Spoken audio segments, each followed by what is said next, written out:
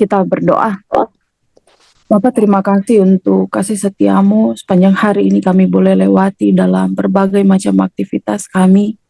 Malam hari ini Engkau boleh himpunkan lagi kami Tuhan lewat ruang Zoom pada malam hari ini. Kami hendak melaksanakan sermon, tapi sebelumnya itu kami hendak membaca dan merenungkan firman-Mu. Urapi kami Tuhan agar firman-Mu boleh kami pahami, bahkan benar-benar akan tumbuh kami praktekkan dalam kehidupan kami. Berfirmanlah ya Tuhan, kami siap menerima. Tapi malah Amin. ayat tusuk dalamnya. Firman Tuhan yang menjadi renungan kita pada malam hari ini terdapat Matius 11 ayat 2 sampai 11. Matius 11 ayat 2 sampai ayatnya ke-11.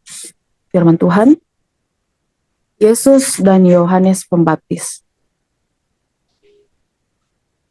Di dalam penjara, Yohanes mendengar tentang pekerjaan Kristus, lalu menyuruh murid-muridnya bertanya kepadanya, "Engkaukah yang akan datang itu, atau haruskah kami menantikan orang lain?" Yesus menjawab mereka, "Pergilah dan katakanlah kepada Yohanes apa yang kamu dengar dan kamu lihat. Orang buta melihat, orang lumpuh berjalan, orang kusta menjadi tahir, orang tuli mendengar, orang mati dibangkitkan, dan kepada orang miskin diberitakan kabar baik. Dan berbahagialah orang yang tidak menjadi kecewa dan menolak aku." Setelah murid-murid Yohanes pergi, mulailah Yesus berbicara kepada orang banyak itu tentang Yohanes. "Untuk apakah kamu pergi ke padang gurun? Melihat bulu yang digoyangkan angin kian kemari? Atau untuk apakah kamu pergi melihat orang yang berpakaian halus? Orang yang berpakaian halus itu tempatnya di istana raja. Jadi untuk apakah kamu pergi melihat nabi? Benar, dan aku berkata kepadamu bahwa lebih daripada nabi, karena tentang dia ada tertulis, 'Lihatlah, aku menyuruh utusanku mendahului engkau. Ia akan mempersiapkan jalanmu di hadapanmu.'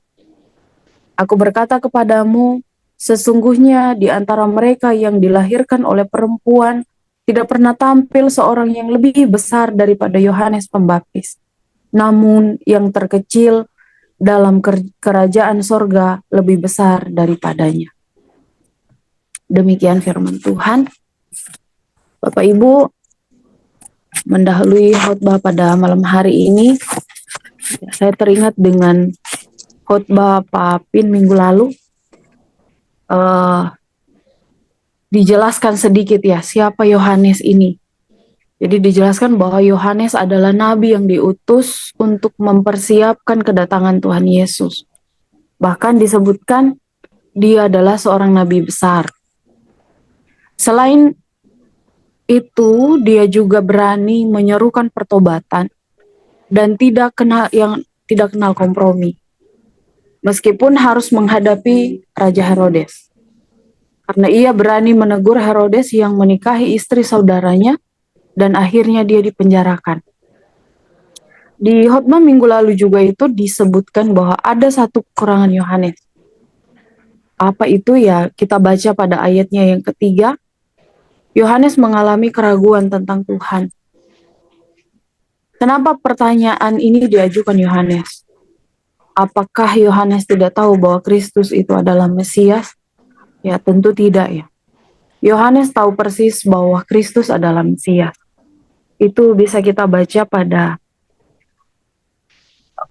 Matius 3 pasal 14. Sebelumnya, saat Yohanes akan membaptis Yesus, ketika Yesus meminta untuk dibaptis, Yohanes langsung mencegah dia dan berkata, "Akulah yang perlu dibaptiskan olehmu." Tidak hanya itu, bahkan di bacaan kita minggu lalu, di Markus, itu disebutkan bahwa untuk membuka tali kasutnya pun aku tidak layak. Jadi sejak awal Yohanes sudah tahu bahwa Kristus adalah Mesias. Kalau begitu kenapa Yohanes masih mempertanyakan Yesus? Sebenarnya yang dipertanyakan Yohanes adalah mengapa dirinya dibiarkan di dalam penjara. Sebenarnya Yesus bisa saja menyelamatkan Yohanes, tetapi ia tidak melakukannya.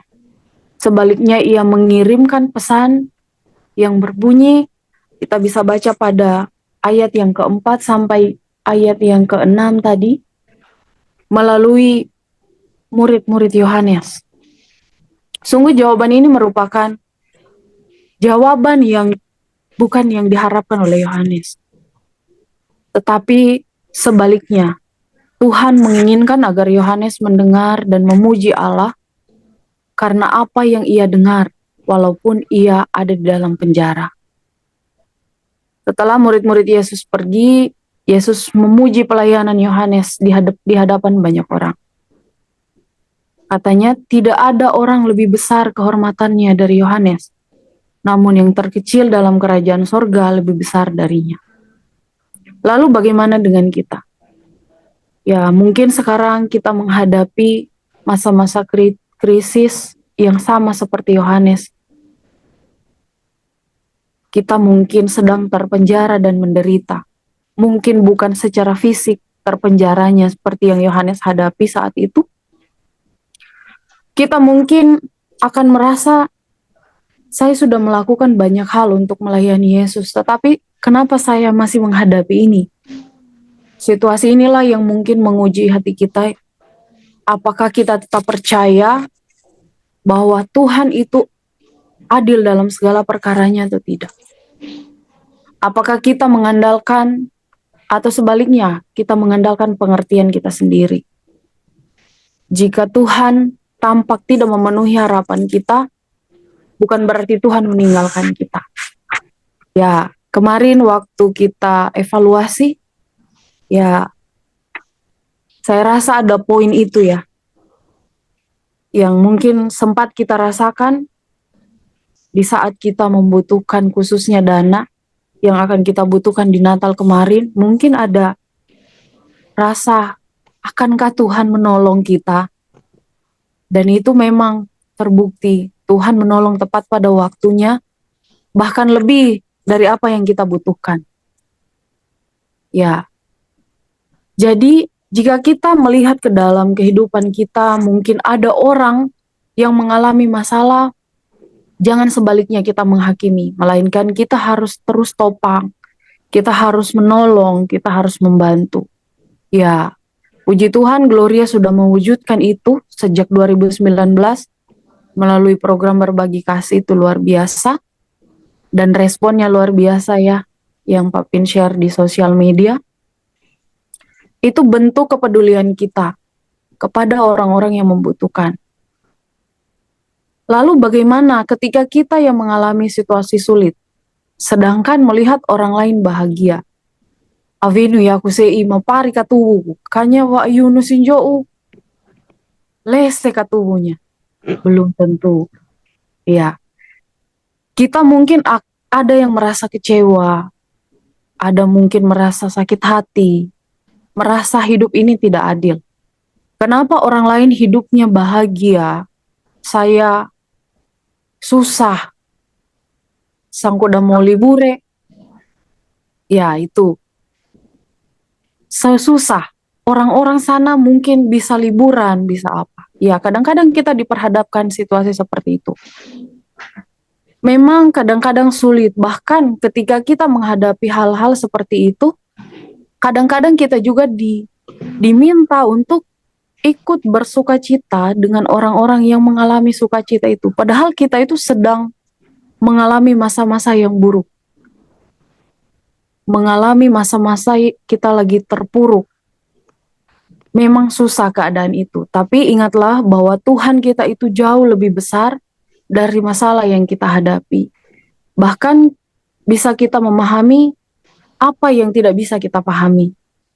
Jadi apapun situasinya, tetaplah percaya kepada Tuhan dan jangan biarkan iman kita goyah.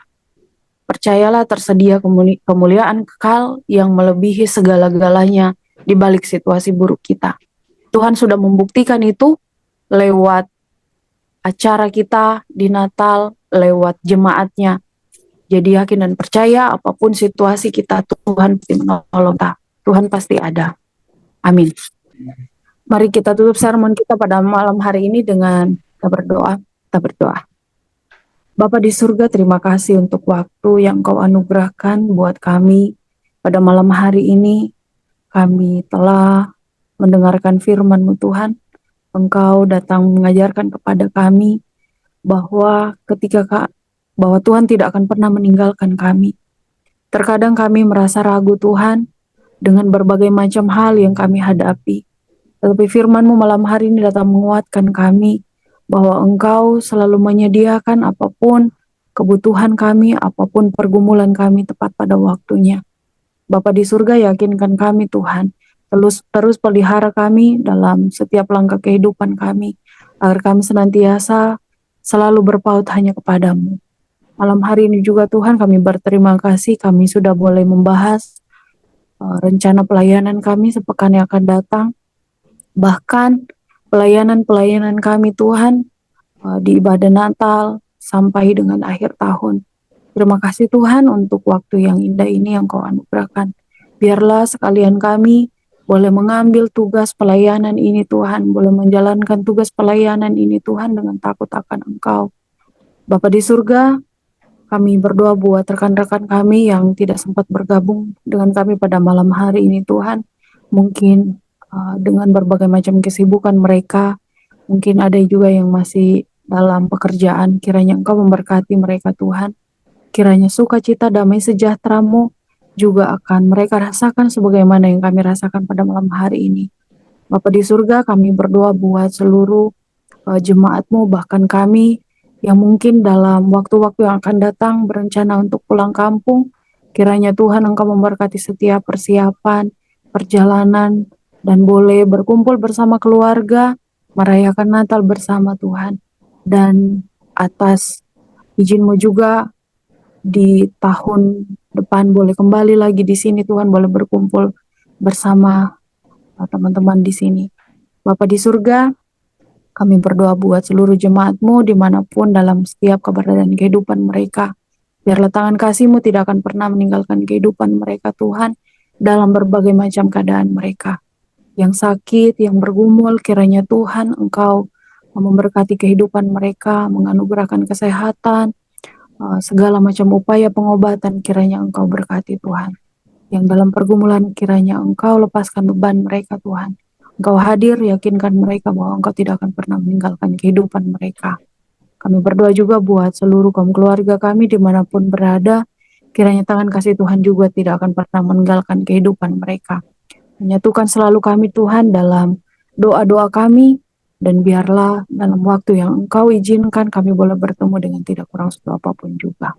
Bapa, kami menyerahkan seluruh hidup kami sepanjang malam hari ini Tuhan, hanya di dalam nama Tuhan Yesus. Ini doa kami Tuhan, ini permohonan kami yang kami naikkan dengan tidak memerintahkan di Kau. Seraya kami mohon ampun atas segala dosa dan kesalahan kami. Di dalam nama Tuhan Yesus kami berdoa dan mengucap syukur. Amin.